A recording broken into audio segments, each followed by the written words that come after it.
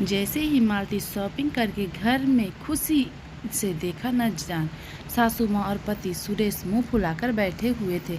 एक पल में ही मालती ने अंदाज़ा लगा लिया था अब जो होगा वो बहुत बड़ा ही होगा, क्योंकि छोटा मोटा तो हमारे घर में किसी को पसंद ही नहीं आता। मालती फट से सामान वहीं डाइनिंग टेबल पर रख के रसोई की तरफ जाने लगी। तभी सुरेश ने कहा, लुटा आए सारे पैसे, थोड़ा तो कभी पसंद ही नहीं आता। तुम्हें तो मैं दिन भर मेहनत करता हूँ और तुम्हें उड़ाते हुए शर्म नहीं आती। मालती ने जवाब न देकर सीधे रसोई की तरफ चल दी या जाती थी। चिंगारी जलने आने वाली ने चिंगारी लगा दी और अब बैठकर तमाशा देख रही है। पता नहीं कुछ लोग ऐसे क्यों होते हैं जिन्हें अपने ही घर की शांति रास नहीं आती। जब तक अपने बेटे बहू को लड़ा नहीं देते खाना हजम नहीं होता। आग में घी डालने का सुकून क्या होता है, कोई इन लोगों से पूछे। मालती को जवाब न देकर चुपचाप रसोई में जाते देखकर सासू माँ ने फिर सुरेश को धीरे से कहा, देखा, महारानी से जवाब भी देते नहीं बन रहा, यही इज्जत है तेरी। इस पर मैं तेरे ही पैसे ने उड़ा रही है और तुझे ही जवाब नहीं दे रही है। सासू माँ की बात सुनकर सुरेश को ईगो हट हो गया। आखिर पति है, वो इतनी आसानी से कैसे हार मान ले। मालती कोई भी काम कर रही हो, छोड़ो उसे अभी के अभी बाहर, सुरेश ने चिल्लाकर कहा। मालती रसोई के बाहर निकल आई तो उसने देखते ही सुरेश लगभग चिल्लाते हुए बोला, समझती क्या हो तुम अपने आप को? कोई तुमसे कुछ पूछ रहा है, जवाब नहीं देते बनता तुमसे। एक पल के लिए तो सुरेश को इतनी जोर से चिल्लाते देखकर मालती सहम गई, पर जैसे ही सासू माँ के चेहरे की तरफ नजर गई तो उसकी कुटिल मुस्कान को देखकर वह अपने आप को नॉर्मल करते हुए बोली, कुछ ज़रूरी सामान ही लेने गई थी। अच्छा, ऐसा क्या सामान लेने गई थी?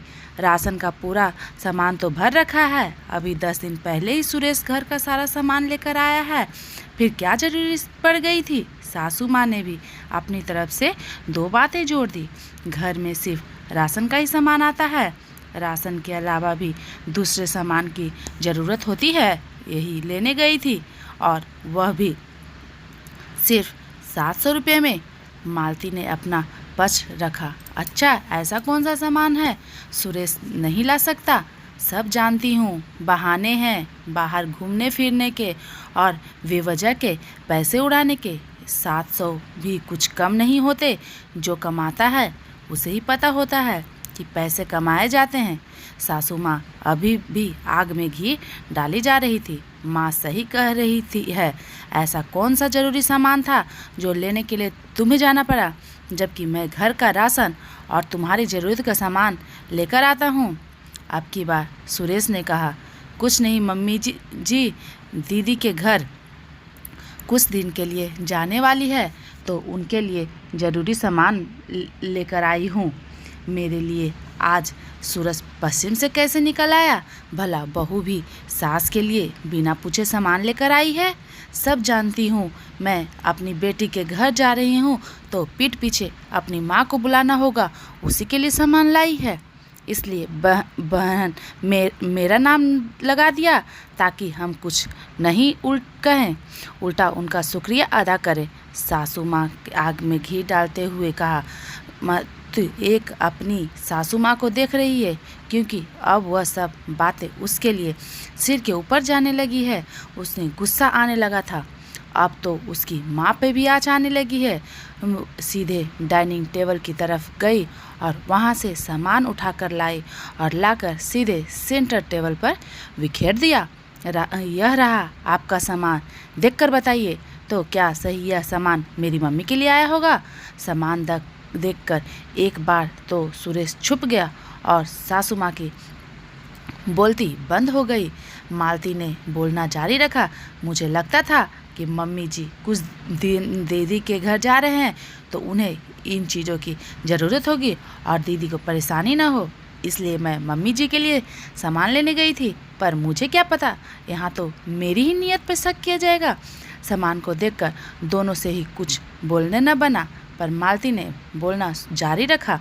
कुछ दिनों से मम्मी जी के शुगर की समस्या के कारण बिस्तर पे ही यूरिन निकल जाता है।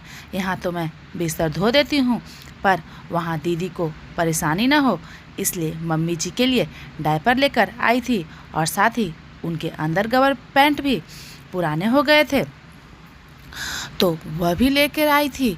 पर मुझे क्या पता, मुझे ही 10 बातें सुनने को मिलेगी, यहाँ तक कि मेरी माँ को भी घसीटा जाएगा।